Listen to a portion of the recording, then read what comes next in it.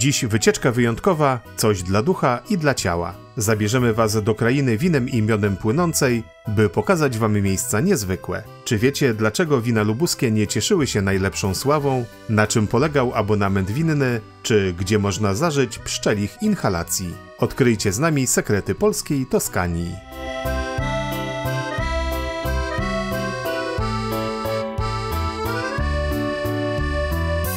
Od ponad 10 lat podróżujemy z kamerą i szukamy niesamowitych i wartych odwiedzenia miejsc. Tworzymy nasze filmy tak, aby były dla Was inspiracją podczas wypraw i wojaży po Polsce. Dziś opowiemy Wam o szlaku wina i miodu w okolicach Zielonej Góry.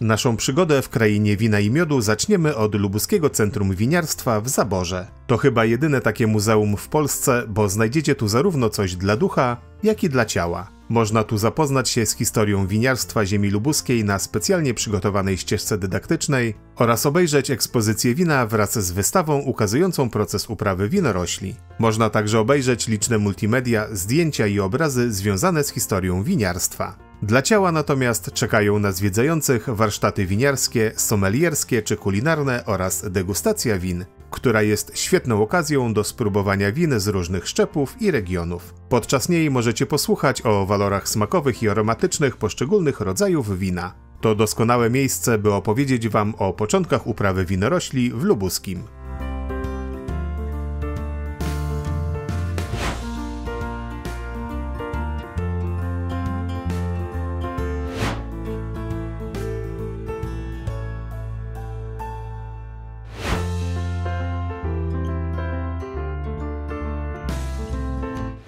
Według legend lubuskie winiarstwo zapoczątkował diabeł, podpisując pakt z pewnym bohaterskim, bogatym i urodziwym rycerzem, który posiadał wszystko oprócz dzbanów pełnych wina. Chwilę po zawarciu umowy okoliczne wzgórza zazieleniły się młodymi krzewami, pędy rozwijały się na oczach zadziwionego rycerza, winnice zakwitły i dały obfite zbiory, a tłocznie pracowały na pełnych obrotach. Niedługo jednak rycerz cieszył się zbiorami, bo czart zgłosił się po jego duszę. Tyle legenda. A tak naprawdę to historia uprawy winorośli sięga średniowiecza, a wiąże się z chrystianizacją i koniecznością zapewnienia wina do celów liturgicznych.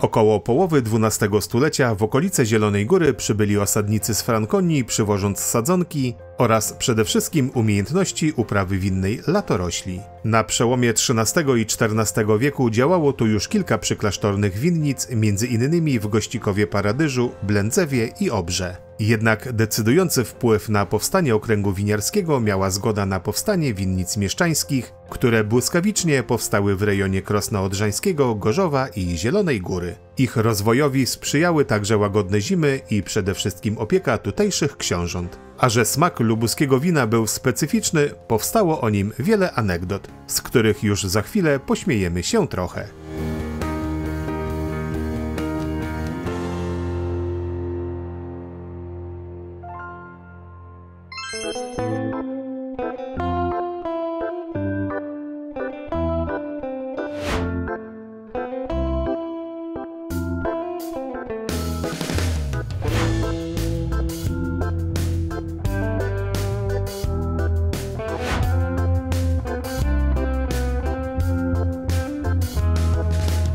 Okolice Zielonej Góry dawniej były uważane za północną granicę obszaru uprawy winorośli. Z racji położenia wina zielonogórskie miały często wysoką kwasowość. W dobie umiłowania win słodkich Smak trunków z Zielonej Góry stał się przedmiotem licznych drwin i anegdot. Część odpowiedzialności za ich powstanie ponosili sami mieszkańcy, którzy, by zmniejszyć ich opodatkowanie, świadomie źle mówili o jakości produkowanych przez siebie trunków.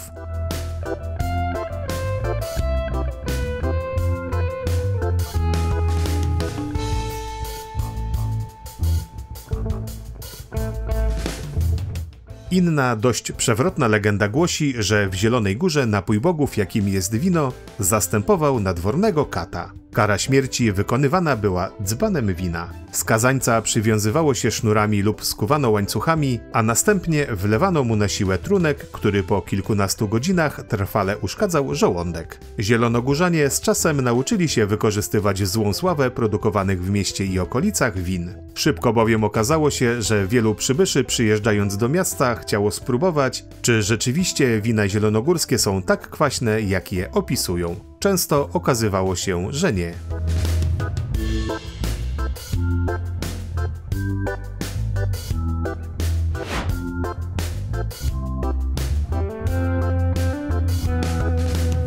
W dawnych zielonogórskich kronikach skrupulatnie odnotowywano wszelkie klęski i plagi, jakie spotkały tutejsze winnice. Kronikarze nie zapominali jednak informować także o lepszych dla lokalnego wina latach. Pewnego roku winnice tak obrudziły, że wytłoczone wino nie mieściło się w beczkach. Właściciele winnic postanowili więc sprzedawać młode wino w karczmach. Klient kupował wówczas abonament na godzinę lub dwie, podczas których mógł wypić tyle wina, ile tylko chciał. Dla niektórych biesiadników skutki takiej nieograniczonej niczym konsumpcji były opłakane. Ale my nie będziemy się rozczulać nad ich losem, tylko przeniesiemy się do kolejnego ciekawego obiektu związanego z produkcją wina.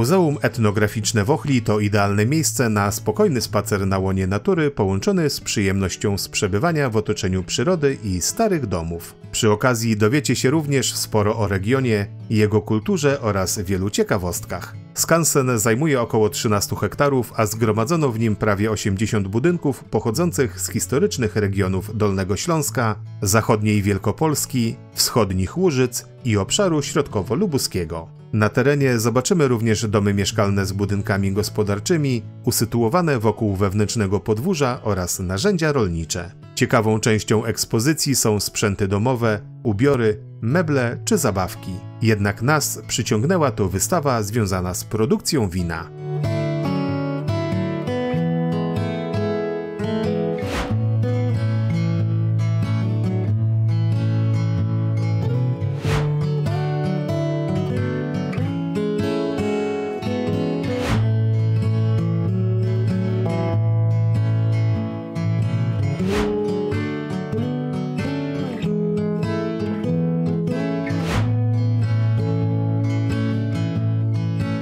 Unikalnym obiektem skansenu jest wieża winiarska z XVIII wieku, przy której założono niewielką winnicę, na której winorośl jest uprawiana klasyczną dla regionu metodą palikową. Jest to jedyny taki obiekt na terenie Polski, o jakim słyszeliśmy. Chyba że ktoś z Was zna inne, to dajcie znać, chętnie odwiedzimy. Parter wieży służył jako skład narzędzi, wśród których znajdują się kufry, prasy, koryta czy beczki. Wokół pierwszego piętra biegnie galeria, z której właściciel obserwował, jak dojrzewają winorośla i czy pracownicy nie obijają się przy pracy. Obok budynku znajduje się niewielka piwniczka do przechowywania wina. Tradycją skansenu są organizowane od wielu lat imprezy plenerowe pod nazwą Dobre Smaczne, bo lubuskie, na których oprócz tradycyjnych potraw regionalnych można skosztować także lubuskiego wina. Racząc się trunkiem, posłuchajcie o słabszym okresie dla winiarzy.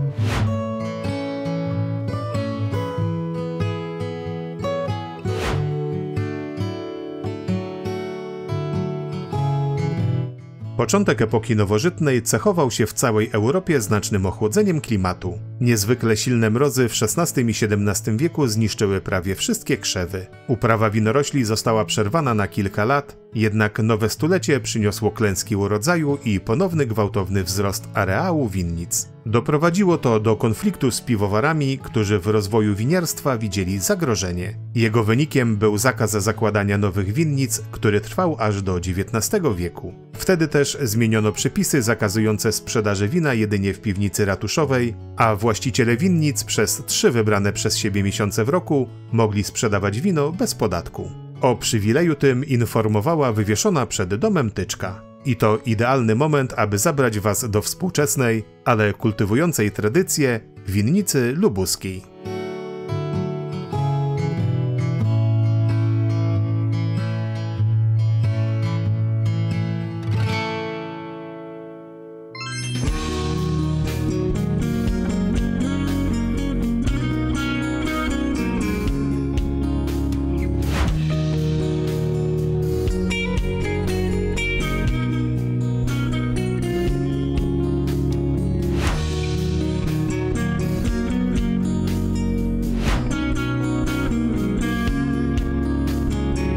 Rodzinna winnica Kinga istnieje już 40 lat i jest pokoleniowym gospodarstwem z tradycjami. Choć początki nie były łatwe, bo w czasach PRL-u można było produkować jedynie 50 litrów wina na własne potrzeby. Gdy zakładano winnicę, właściciele uprawiali tylko jedną odmianę – Skarb Pannonii. Przełom nastał paradoksalnie po wielkiej powodzi, która nawiedziła Polskę w 1997 roku. Gdy zeszła woda, właściciele na krzakach przywiezionych z Mołdawii postanowili odbudować plantacje. Dziś produkcją wina zajmuje się już kolejne pokolenie, które wytwarza kilka rodzajów wielokrotnie nagradzanego trunku.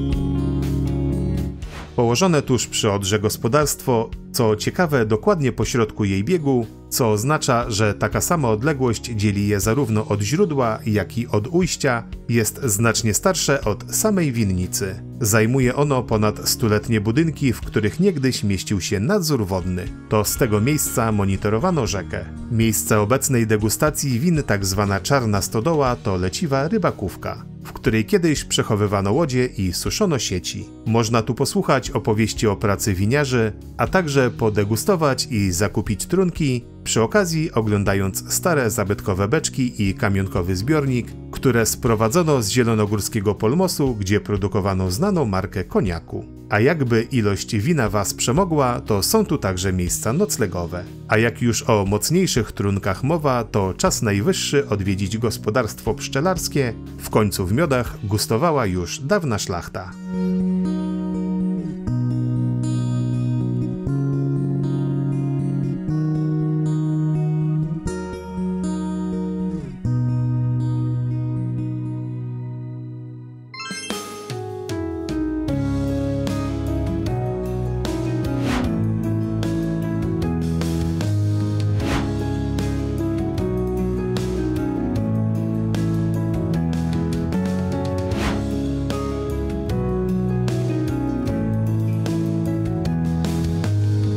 O lubuskich winach opowiedzieliśmy Wam już sporo, czas więc najwyższy odwiedzić pasiekę. W końcu jesteśmy na szlaku wina i miodu. My wybraliśmy pszczelarnię Słodnik w Zaborze. Może nie najstarszą, ale z ogromnymi tradycjami sięgającymi przeszło 100 lat. Zamiłowania do hodowli pszczół oraz pozyskiwania miodu przechodziły w tej rodzinie z pokolenia na pokolenie. Samo nazwisko też zobowiązuje, ponieważ Słodnik to także nazwa ptaka z rodziny miodojadów. Obecnie pasieka liczy ponad 80 rodzin pszczelich.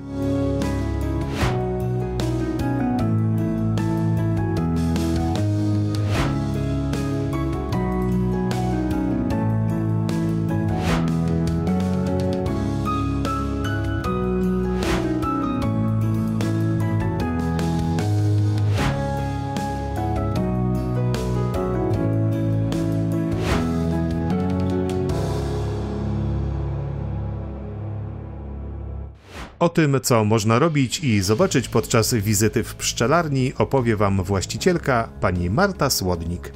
Witamy Państwa bardzo serdecznie w pszczelarni Słodnik. Mamy tradycje rodzinne ponad 100-letnie w hodowli pszczół. Natomiast w tym miejscu, w miejscowości Zabór, znajdujemy się od 2015 roku. Zaczynaliśmy od 40 rodzin odziedziczonych po moim dziadku Edwardzie Słodniku. Na dzień dzisiejszy tych rodzin mamy 80. Zajmujemy się produkcją miodów, tutaj lokalnych z naszego województwa lubuskiego, a oprócz tego przyjmujemy grupy turystyczne na degustacje i prelekcje pszczelarskie. Oprócz tego, proszę Państwa, mamy swój własny piec chlebowy, w którym wypiekamy domowy chleb, plac zabaw, ścieżkę sensoryczną, ściankę z budkami lęgowymi oraz hotelikami dla zapylaczy.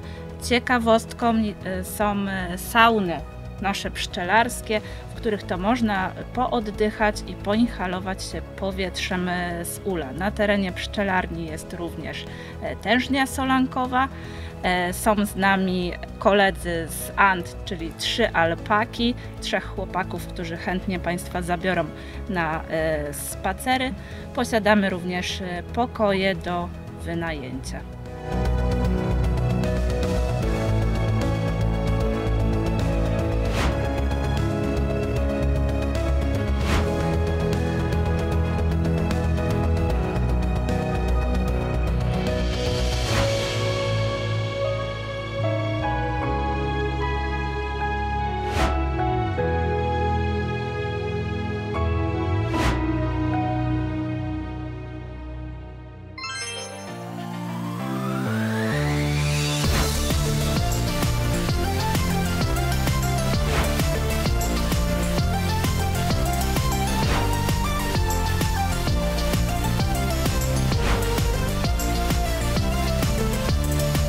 Po odpoczynku w pszczelarni wrócimy jeszcze na chwilę do lubuskich win, by przytoczyć Wam dla rozweselenia 4 gatunki trunku z Zielonej Góry, jakie wymienił w XIX wieku pisarz i poeta romantyczny pochodzący z niedalekiego Wrocławia, Karl von Holtej.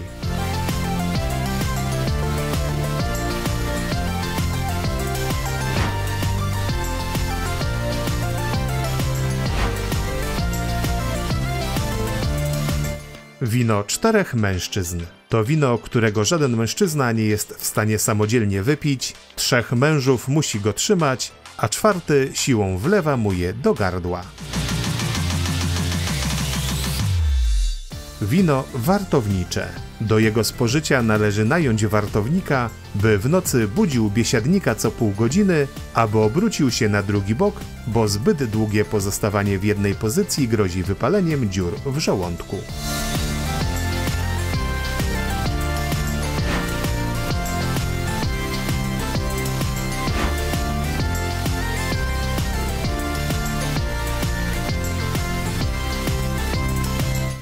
Wino pończoszane może, gdy jest regularnie spożywane, spowodować samoczynną repasację pończoch.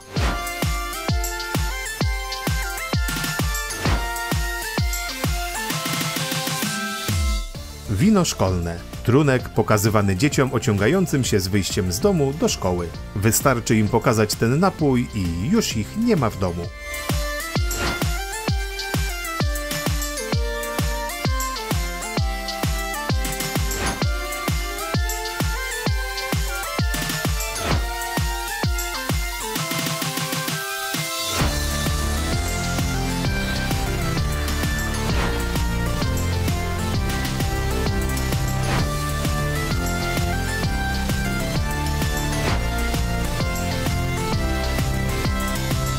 Winnice lubuskie, może nie tak słynne jak te francuskie, to mają do zaoferowania wiele ciekawych atrakcji. Zapraszają nie tylko miłośników wina czy miodu, ale także amatorów pięknych krajobrazów czy historii. Po atrakcji turystycznych w Lubuskim nie brakuje. Jeśli chcielibyście sprawdzić, co jeszcze można obejrzeć w okolicy, to zapraszamy na nasze filmy z tego regionu Polski.